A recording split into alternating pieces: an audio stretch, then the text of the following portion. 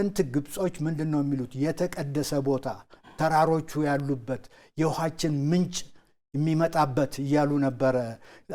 ዩጋንዳ፣ ኬንያ፣ ታንዛኒያ፣ ኢትዮጵያ ያሉበትን ስፍራዎች የሚገልጹት የነበረው ከተራራው ላይ ነው ይሄ ውሃ እየመጣ ለኛ ህይወት ይሰጠናል ብለው ነው እንትን የሚሉት። ነገር የተበላሸው ከኮሎኒያሊዝም በኋላ ነው እና እንግሊዝንም በምትወስድባት ጊዜ አላማዋ ሁለቱንም ዋይት ናይልንም ብሉ ናይልንም በቁጥጥሯ ስር ለማድረግ ነበረ አላማዋ እና ጣና ሐይቅ ላይ ግድብ ለመስራት ትፈልግ ነበረ እና ለመስማማት ሞክራ ነበረ ከአጼ ምኒልክ ጋር ለምሳሌ እና አጼ ምኒልክ ነገሩ ስላላማራቸው እምቢ አሉ። አጼ ኃይለ ሥላሴ መጥቶላቸው ይሄ ነገር ቀርቦላቸው እምቢ ብለዋል እና ከእንግሊዝ የቀዱትን ስርዓት ነው አሁን ኢምፕሊመንት ለማድረግ የሚፈልጉት ግብጾች። የግብጾች ኢሹ ምንድን ነው? ያ ውሃ አሁን የሚያገኙት ስምምነቱ የመጣው ለነሱ ብቻ የሆነ 1929ንም ብትወስድ 1959ንም ብትወስድ ቤኔፊት የሚያደርገው ዋናው ግብፅን ነው እና ግብፅ ያ ውሃ የኔ ነው ብላ የምታምናት ሂስቶሪክ ራይት አለን ይላሉ። ያንንም ኮንስቲቱሽናቸው ውስጥ ጨምረውታል። ኢትዮጵያ ጠላት ነች፣ ወደፊትም ታሰጋን እሷ ነች። ስለዚህ መክበብ አሁን የከበባ ነገር ነው ያዙት። መክበብ በሶማሊያም በኩል በዚህ በኤርትራም በኩል በምንም በኩል እንክበብ፣ እናስፈራራ እና በቃ ምንም እንደው ሰላም እንዳይኖራቸው እናድርግ። ያን ጊዜ ውሃውን መጠቀም እንችላለን ነው። አሁን ግን ምንድነው ያሳየው? ይሄ ሁሉ ተደርጎ በታሪክ የሁሉ ጫና ተደርጎባት ኢትዮጵያ ይሄው ትልቁን ታላቁን የህዳሴ ግድብ እውነታ አድርገዋለች። ያው በቅርብ ጊዜ ኢኖግሬትድ ሆኗል። ውሃውን እነሱ የትብብር ምንጭ ሳይሆን የጥል ምንጭ አድርገውት የጠላትነት ምንጭ አደረጉት። እዚህ ላይ ነው ትልቁ ፋንዳሜንታል የሆነ ችግር የተፈጠረባቸው። ግብጾች የማተራመስ የማበላሸቱን ሂደት አሁንም ይጠቀሙበታል። ማን ነው የሚጠቀሙት? ደከም ያሉና ደካማ ሀገራትና አመራሮችን በገንዘብም በለው በምንም በለው በዚህም በመግዛትም በለው በተጽዕኖም እንበለው ይሄ ነገር ስላለ መታሰብ አለበት። ለእንደዚህ አይነት ደግሞ ስንኩል አካሄድና እንቅስቃሴ ኢትዮጵያ ንቁ ሆና ነው የምትጠብቀው።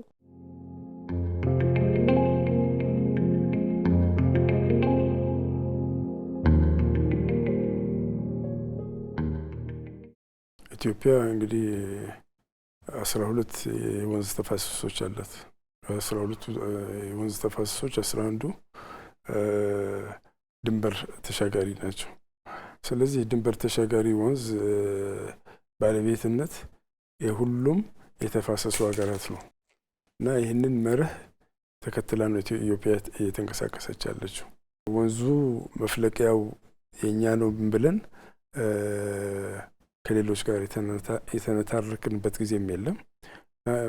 የግብጽና ሱዳንንም ይሄ ታሪካዊ መብታችን ነው የሚሉትንም ያው በሀገራቸው በማይፈልቀው ትክክል እንዳልሆነ ሌሎቹን የናይል ተፋሰስ ሀገራት አሰባስበን ከዚህ በፊት ያልነበረ አግላይ የነበረውን ስምምነት ያፈረሰ ስምምነት መድረስ ችለናል ማለት ነው።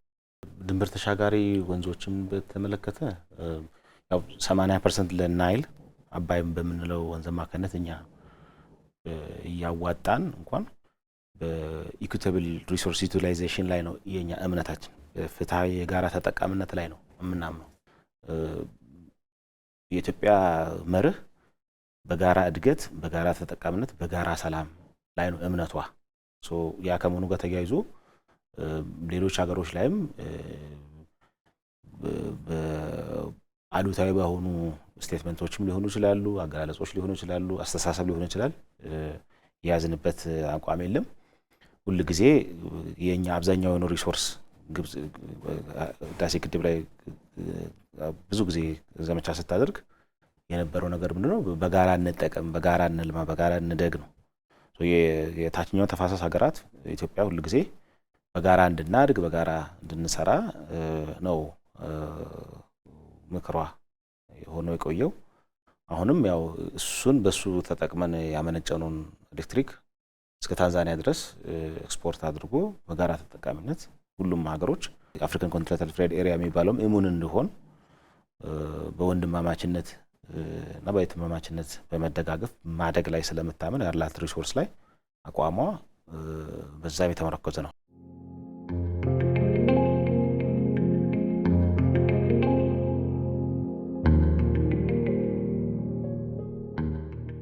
በኢትዮጵያን ብሔራዊ ጥቅም እንትን ለማለትና ለማስፈራራት የሚደረገው ለምሳሌ የካምፕ ዴቪድ ስምምነት በ1979 ዓመተ ምህረት በግብጽና በእስራኤል መካከል ከተፈረመ በኋላ የግብጽ መሪዎች የግብጽ ታላላቅ ባለስልጣኖች በቃ እኛ አሁን እስካሁን ጦርነት ነበር፣ አሁን ጦርነት እንዳይኖር ዘግተናል፣ ከዚህ በኋላ የኛ ማተኮር ያለብን ውሃው ላይ ነው፣ በውሃው ላይ የሚመጣብን ያ ነው ጦርነት የሚፈጥረው። ለምሳሌ አንዋር ሳዳት የሰጡት አስተያየት ከዚህ በኋላ ምንድነው ያሉት? ከዚህ በኋላ ግብጽን ወደ ጦርነት የሚመራት ውሃ ብቻ ነው።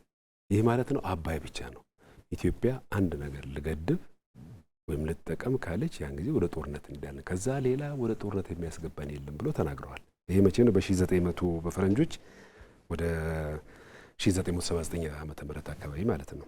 ሁለተኛ ምሳሌ በ1988 ዓመተ ምህረት እንደ አውሮፓውያን አቆጣጠር በጊዜው የግብጽ መከላከያ ሚኒስትር የነበሩት ሙሐመድ አቡ ጋዛላ ይባላሉ።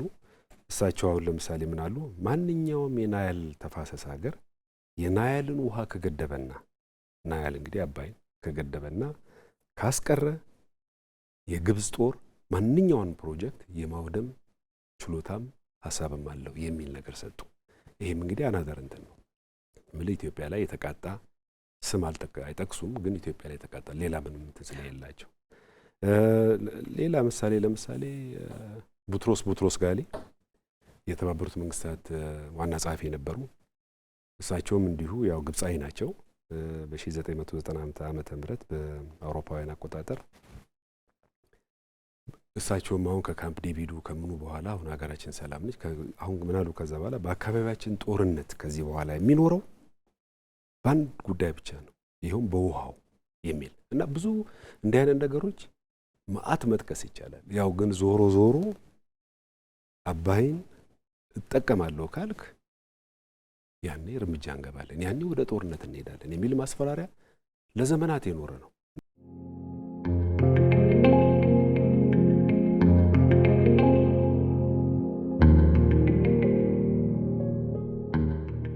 ነፃነታቸውን አግኝተው ሲደራጁ ዓላማቸው ምን ነበረ? አባይን ከምንጩ እስከ አፉ መቆጣጠር ነበረ እና ያ ቁጥጥር ከእንግሊዞች ተረክበናል ብለው ደግሞ ያስቡ ነበረ እና ከዛ በኋላ ደግሞ እኛ ራሳችን ጦር አደራጅተን ወቅተን በአንድ በኩል ብሉ ናይልን እስከ ሌክ ታና ድረስ፣ ዋይት ናይልን እስከ ቡሩንዲ፣ ሩዋንዳ ድረስ ያለውን የመቆጣጠር ፖሊሲያቸው ላይ ያንን በደንብ አድርገው አስቀምጠውታል ማለት ነው። 1875 ጉንደት፣ 1876 ጉራ ጦርነቶች ተካሂደዋል ከግብጽ ጋራ። ግብጽ መታ አባይን ለመቆጣጠር ከኛ ጋራ ጦርነት ገብታ ሁለቱንም አሸነፈናቸዋል። 1930ም ጋላባት አካባቢ ሞክረው ነበረ።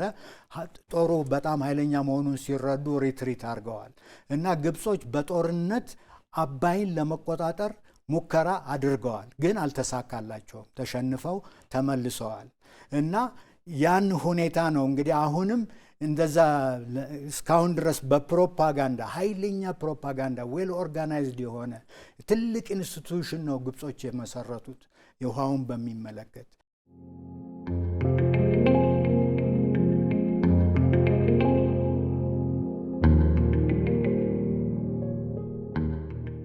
ጥያቄው የውሃ መቀነስ ያለ መቀነስ አይደለም። ይሄ ህዳሴው ግድብ የኃይል ማመንጫ ግድብ ነው። ተርባይኖቹን መጥቶ ውሃው እንደውም ሬጉሌትድ ሆኖ ወደ ታች የሚፈስ ውሃ ነው። ስለዚህ ውሃ ይቀንሳል የሚለው ጥያቄ አይደለም። የግብጾች ፍርሃት ምንድን ነው? አንደኛ በጣም ያቃጠላቸው ከእንግሊዝ ቅኝ ግዛት ዘመን ጀምሮ በ1929 ስምምነቱ በተለይ የናይል ውሃ ላይ ሙሉ በሙሉ የመቆጣጠር ሞኖፖሊ ወይንም ሄጌሞኒ ይሉታል፣ ሄጌሞኒክ ፓወር ሆነው ነው የቆዩት። አሁን ይሄ ግድብ መገንባት ያንን እንዳለ ይሸረሽረዋል። ትልቁ ፍርሃት እዛ ላይ ነው ያለው። አሁን ያ ሄጌሞኒክ ፓወር የነበራቸው የበላይነት መቆጣጠር ከእጃቸው አፈትልኮ ወጥቷል። ይህን ነው ሊቆጣጠሩ ያልቻሉት ነገር። የውሃ መቀነስ አለመቀነስ አይደለም። እና እኛ ጋር አሁን የሚፈልጉት ምንድን ነው? ማኔጅመንት ውስጥ አስተዳደር ውስጥ ካልገባን ነው የሚሉት። ኢትዮጵያ ደግሞ ግብፅን ሳታማክር ምንም አይነት ግድብ እንዳትሰራ የሚል ነው የሚፈልጉት። ያንን ልናረግ አንችልም። ምክንያቱም ለእኛ እርግጥ ኢንተርናሽናል ውሃ ነው፣ ምንም ጥያቄ የለውም። ግን የእኛ ሉዓላዊነት ኢዝ ቨሪ ኢምፖርታንት። ኢንተርናሽናል ሕጉን እስካከበርክ ድረስ በአንተ መሬት በአንተ ስፔስ ላይ ያለውን ነገር የመጠቀም መብት አለ። ያ ሶቨሬን ራይት የሚባለው ሉዓላዊነት አለ እና ያንን ኢምፕሊመንት እያደረግን ነው ያለን።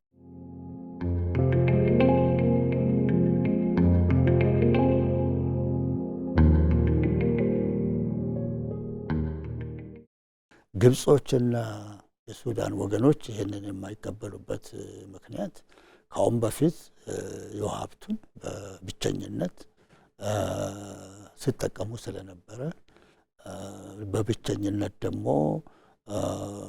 በሙሉ የውሃው ሀብት የጋራችን የእኛ ብቻ ብለው በመካከላቸው የውሃ አጠቃቀምና የውሃ ባለቤትነት ልዩነቱ እንኳን ቢያሳዩ በጥቅሉ የሁለታችንም ነው ብለው ከአሁን በፊት ስለተፈራረሙ ይሄንን የሚጻረር ሁሉንም እኩል የሚያደርግ ለሁሉም ተመጣጣኝ ተመሳሳይ የሚሆን የውሃ አጠቃቀም አሁን ስለተበጀ የሕግ ማዕቀፍ ስለተደረገለት ሀገሮች ፈርመው የራሳቸው ሕግ አካል ስላደረጉ ግብጾችና ሱዳኖች እንግዲህ መጻረራቸው የሚጠበቅ ነው።